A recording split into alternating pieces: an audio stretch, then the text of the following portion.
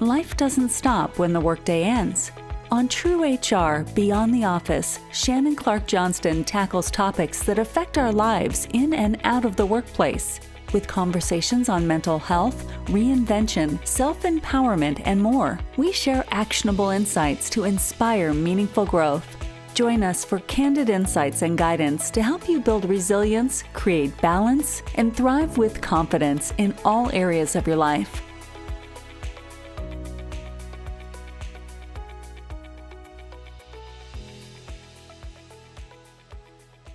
Welcome to True HR Beyond the Office. Today, we're diving into a concept known as Hakalau Healing.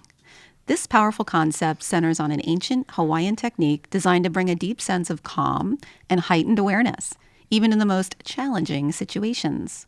We'll explore how practices like setting clear intentions, asking the right questions, and developing focused awareness can help us approach tough conversations with confidence and clarity. Joining us today to share her expertise on this topic is Nikki Gangemi. She is a master of transformation herself. She truly is. She's pivoted from actress to teacher to entrepreneur.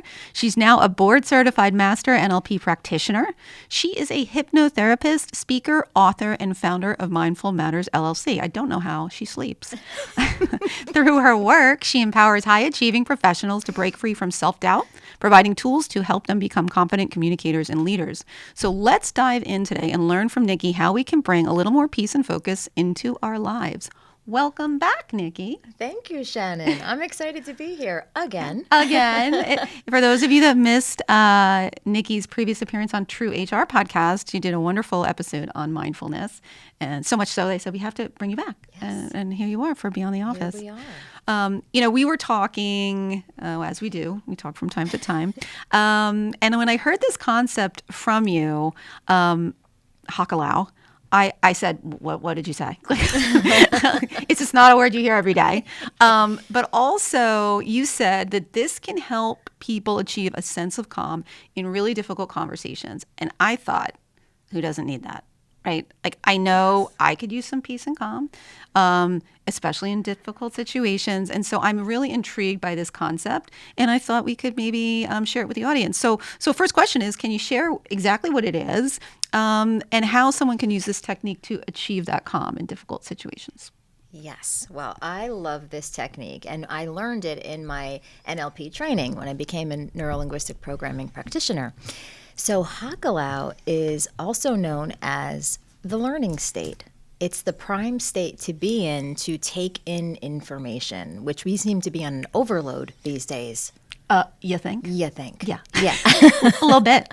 Well, it's gotten so much. There's social media. There's the news. It's just like so much. Overload. Yeah. So much. So when you put yourself into Hakalau, it's this focused state where you bring your awareness out to your peripheral, which helps you to be more present in conversation.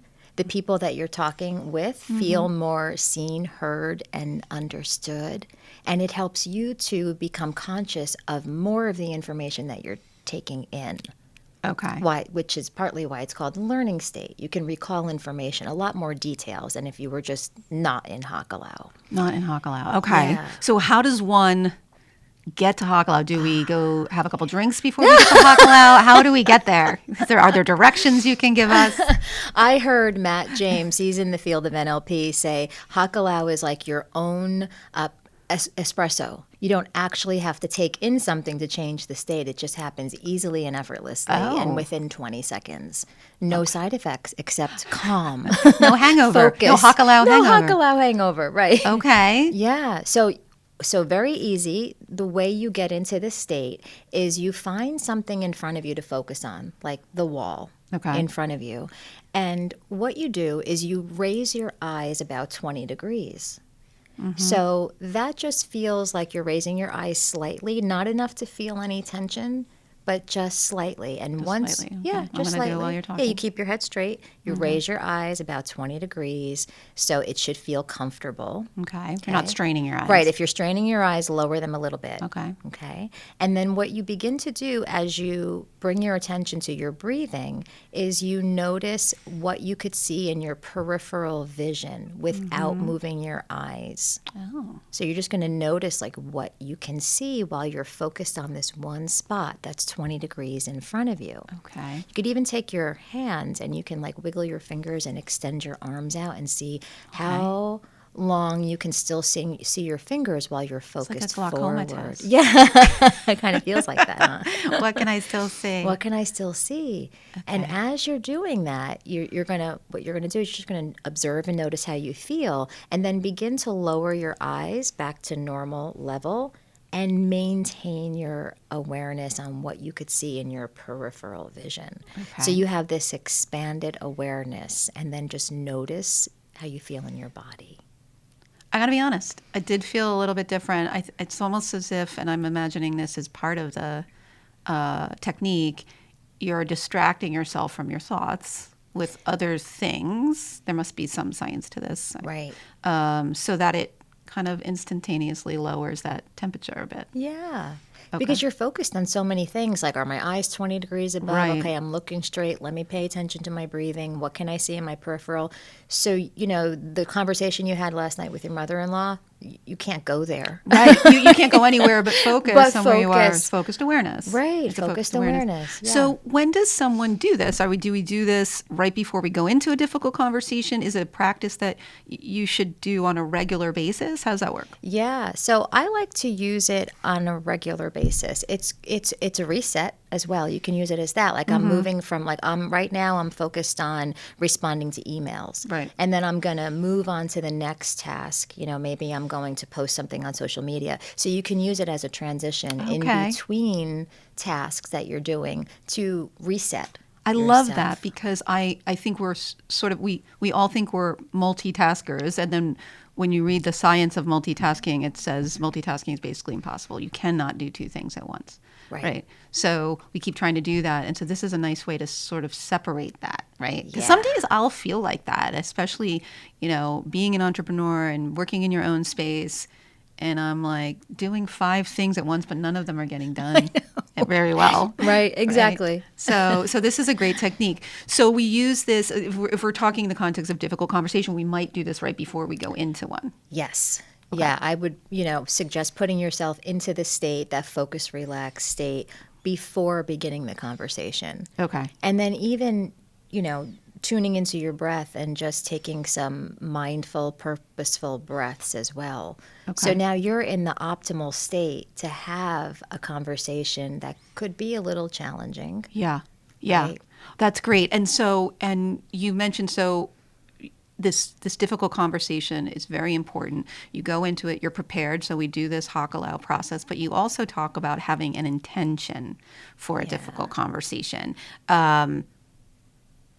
Sometimes we go into these difficult conversations, we have a lot of intentions. We're going to tell them this, and we're going to tell them that, and then we're going to point out this, but I don't think that's what you mean. Tell me a little bit about what you mean. Yeah, so it's connecting to what's your highest intention, that ultimate positive intention or outcome that you want. Mm-hmm. And then asking the other person, what's their intention? That can help get them out of the weeds, like out of all of the details that can keep them in the problem, and finding out what is that ultimate outcome that you really want. And that gets them out of the story. It gives them a little bit of a distance, and they can get to their positive intention. It's typically positive. Right. And asking a question in general is probably a good idea in those situations, right? Because each person has their own agenda, and they're just kind of going at it. No one's asking a question about that. They're just trying to make their points. They're just trying to make, and a question you can ask is, what's important to you about that? Let's say they get into the details and they're saying what's getting them to feel some flavor of negative, you can ask them, well, what's important about that? And that'll help them get up to that, what they want, like that positive. Or you could even say, what's your intention or for what purpose? So those are 3 questions you can ask. Okay. So what's your intention? What's your purpose? Okay. For what purpose? Yeah. Yeah, like, I want to work from home 5 days a week. Right. For what purpose? And then they can say, well, I'm tending to my mom, who I'm now, taking care of, and it's important for me. Then they'll start to say, it's important for me to be there when she needs me. So now you can see what is their intention, and then how can we meet in the middle? How can we each be a little flexible so we can still get the outcome that we both, like the goal, like what's important on both parties. I love the example because that's a common one. How do we take away the, not just assumptions, but sort of the backstory that we know of people in a conversation, right? So if we use that same example and we say, oh my gosh, I know this employee is just not doing good work. She's probably not even telling me the truth about this. Like, how do we get away from doing that? Or is that necessary at some point? Making assumptions and mind reading? Yeah, yeah. Which we all do. Right. We fill in the blanks with our own experiences and what we know. Right. Yeah. So one way is that you can not do that is to repeat back what you hear the person say. Yeah. So what I'm hearing you say is, you're now taking care of your mom who's living with you. Is that right? Okay. And then they'll say yes. Otherwise, we could mind read and say, well, you're just slacking at work. Right. Right? Which how do we know that that's true? Right. That's an assumption.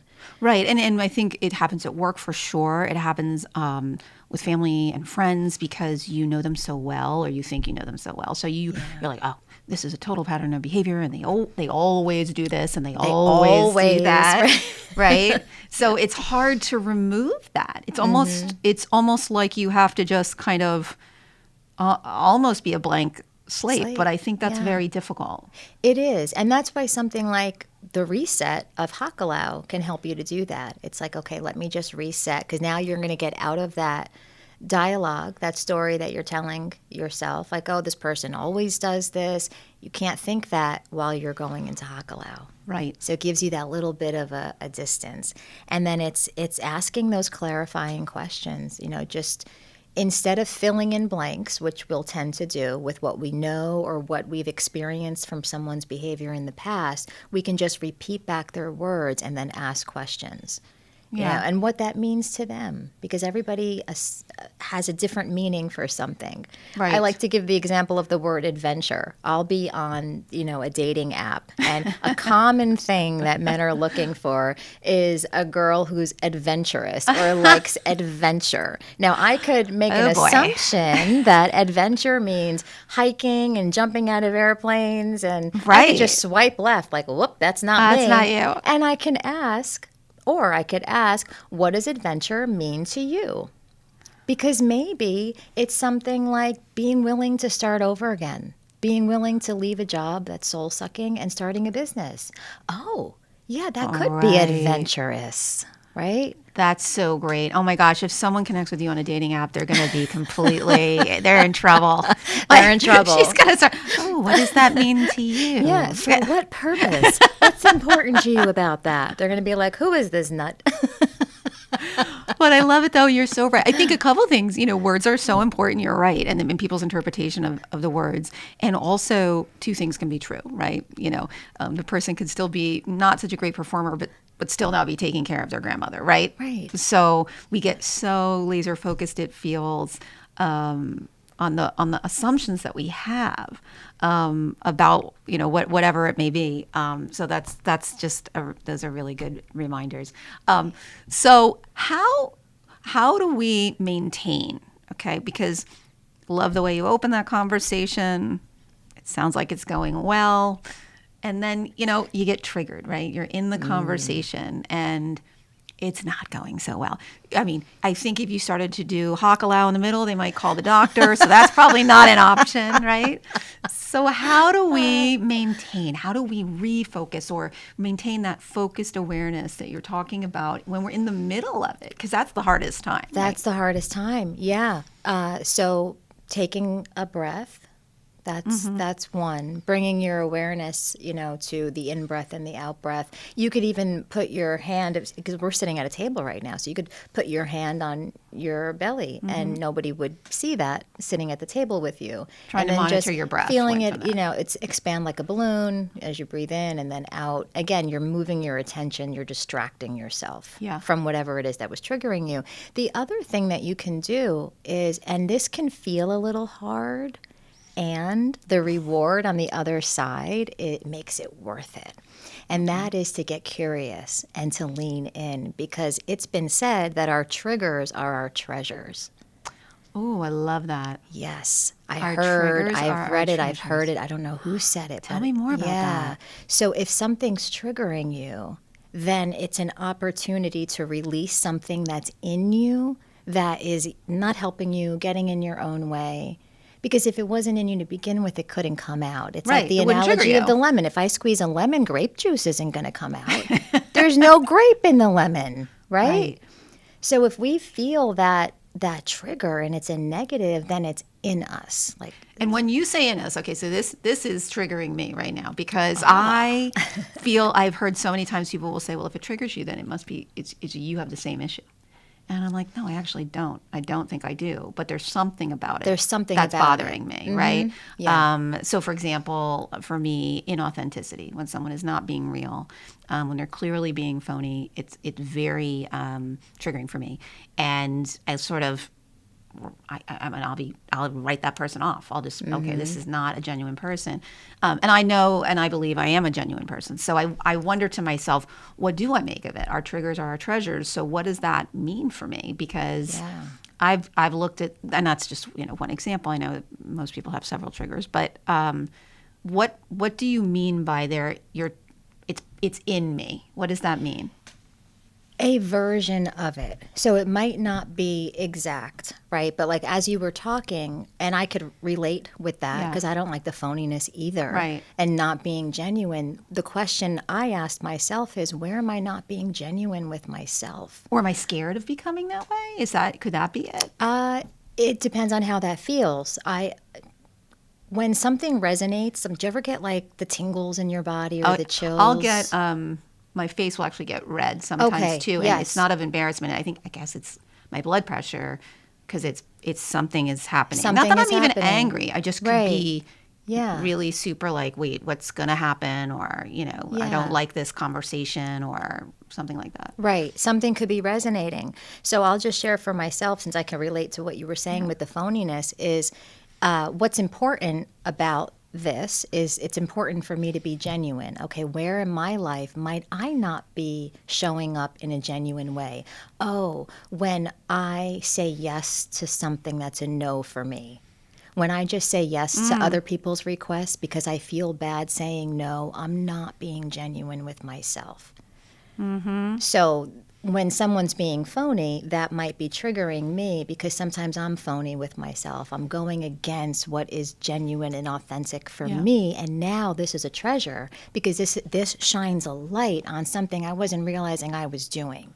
But it keeps me out of integrity with myself. And that has, there's consequences to that when we're out of integrity with ourselves. Yeah. Right. When you're not sort of acting in alignment with your truth. Right. And then one consequence is trust. It might be hard for you to trust, and usually we'll attempt to trust things outside of us, and it's easier to start with inside. So when I can start trusting myself, and one way to trust myself is when I say I'm going to do something, I honor it and I do it. So if something's a no, I say it politely.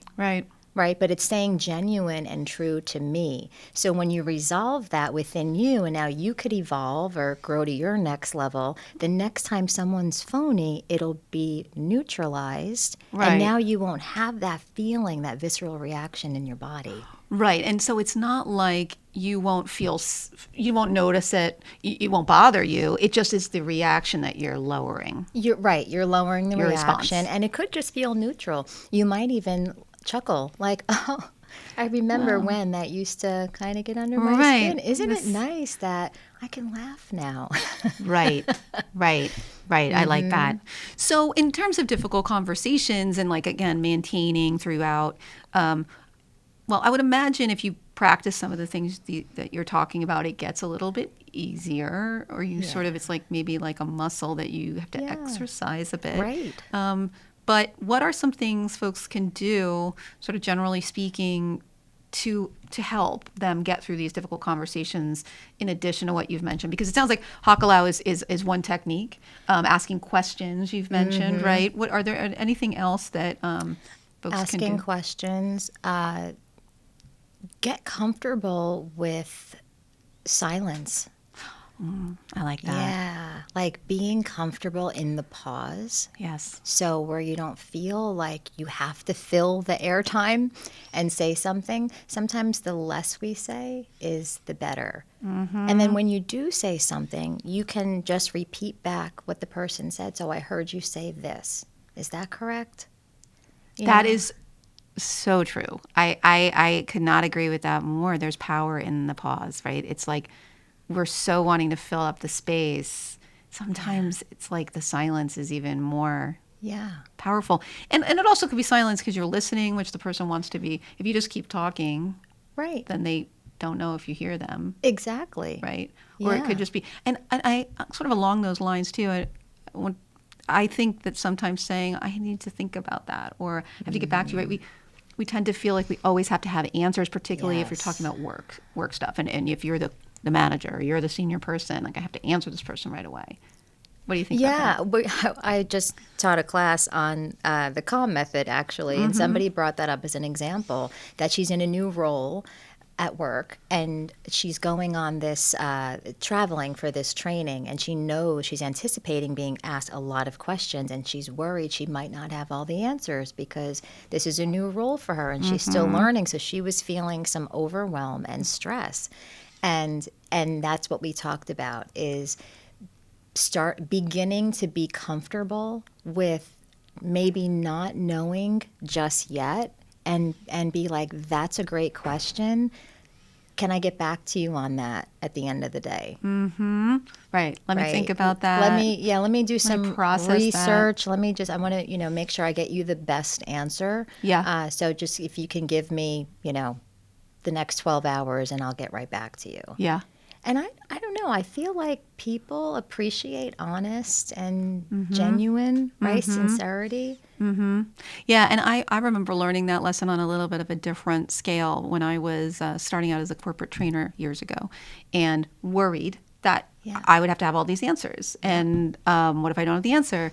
And then the concept, someone gave me the concept of the parking lot, where you would just have a blank flip chart and you would write the questions down that you couldn't answer. And sometimes I would find, first of all, that other people in the class would have an answer. But when I would write down what someone asked me if I didn't know, and then I would get back to them after the class the next day or whatever it was almost like they were more impressed with me getting back to them after the fact than if I'd answered it out of hand. Oh, thank you so much for getting back to me, that you took all that time and you took it in, Right. and got me, an answer. Is sometimes, like you say, it comes across as genuine, and I think people appreciate that thoughtful response versus just any response. Right. Or worse, I know I've worked with people who just lie. They just make it up. They make it up because they feel the pressure. I mean, I worked with someone years back, and I would stand there and she would just say things like, about HR policy or about compliance law. And I was like, okay. And she was senior to me, so I didn't say anything, but I'm like, wow. And she said it with such confidence, too, Yes. But that person's going to find out that was not correct. So that's good I've advice. experienced that too. Yeah. And I have to say that if I can tell that someone's just talking out of their what, Yeah. I mean, you lose a little bit of respect. It's just like, confidence and respect in that person. Can I really trust what this person is going to say? I would have rather them said, can I get back to you on that? I think I don't know. That's like the three words that nobody wants to say, particularly in business, right? Like, I don't know. Like, I don't know the answer to that. But that's not the end of the story. You can not know and find out. Right. And you can say, I'm going to get some more information on that. Right. Right.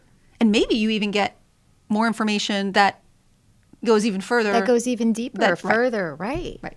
That's good points. And actually, to that end, I always like to wrap up with a couple of tips. And you are the tip queen. I feel like you have lots of fun tips for folks. How can people build confidence in having difficult conversations and maybe even resilience from having a difficult conversation? Because it can be draining, especially when you're trying to build up your confidence in this area. It can be, yeah. I would say one tip is to come into the present moment, to just be where you are. And when you are in the present, then you can't be thinking about those past difficult conversations or assuming or guessing what the person's going to say because they said that before. So being in the present, that's one tip. And the way to do that is through your breath or even our five senses. Like real quickly, you can be like, what are 5 things I could see in my immediate environment? You know, I see the microphone, I see the headset. And then 4 things I could hear, 3 things I could feel, 2 things I could smell, and 1 thing I could taste. You could do it really quickly in your mind, and then that brings you to the present moment, where typically there's a sense of peace. Right. Right now, because we're often not only thinking about other conversations we might have had with this person, but like, what are we going to make for dinner, and what's going to happen after this? Yeah, right. All the things that you have to do. Yeah. So if you task your mind with the 5 things I see and the 4 things I hear and so on, now you've given your mind to a task to come to the present moment. Right. So that's one thing that you can do. The second thing is to be more interested in what the person is saying. So even if you're not, right? Be more interested. So you're saying pretend,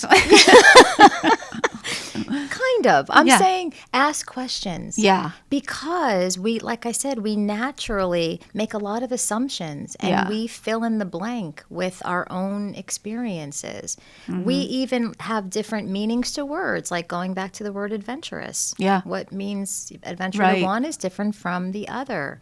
Right. So just asking questions, what specifically does that mean to you? Like questions like that. Right. Or tell me more. Like, I want more feedback. That's a big one for me. Yeah. What kind of feedback would you like? What kind of what do you mean by that? Because I might think, I tell you all the time you're doing a great job, and they might think more public recognition, or they might think they want a formal review, or whatever the case may be. Yeah. Right. Yeah. That just reminded me, asking the person, like, for maybe not exactly this way, but how, for what purpose? Like, what are you looking for from me? Are you looking for me to be a sounding board? Are you looking for me to listen? Are you looking for feedback? Because sometimes we go right into feedback or advice, and the person really just wanted to be heard. Totally. Yes.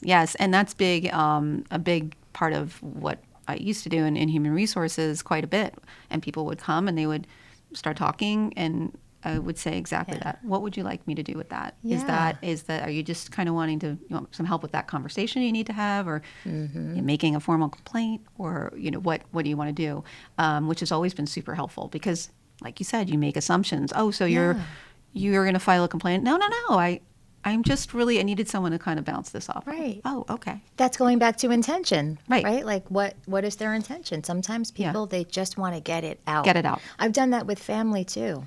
Where they'll call and they want to just vent. And if I go into advice giving mode, it is not well received. Yeah.